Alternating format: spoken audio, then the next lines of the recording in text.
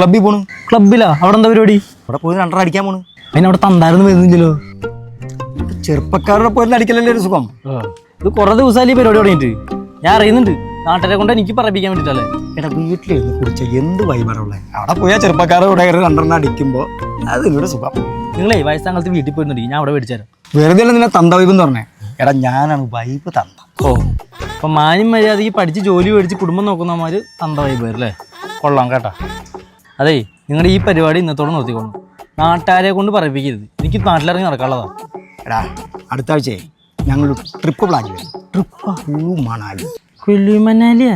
അതെ, നിങ്ങൾക്ക് വാതള്ളാണ്. ആ തണുപ്പത്ത് പോയിട്ട് അവിടെ കിടന്ന് ചാവേണ്ടി വരും. വീട്ടിൽ പോയിരിക്കാൻ നോക്ക്. എടാ അവിടെ പോയിരുന്നോണ്ടേ നിന്റെ ചില കാര്യങ്ങൾ അറിയാൻ പറ്റും. എന്ത് കാര്യങ്ങള്? ഭാര്യ വീട്ടിലുണ്ടോ?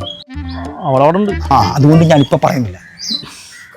ഇത് എന്തൊരു കഷ്ടത. എൻ്റെ അച്ഛൻ നാട്ടുകാരെ കൊണ്ട് പറയിപ്പിക്കാനാണോ വയസ്സാകാലത്ത് നിങ്ങൾ?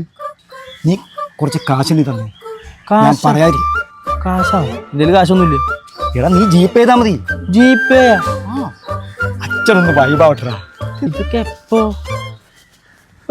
തന്തയുടെ ഒരു കാര്യം.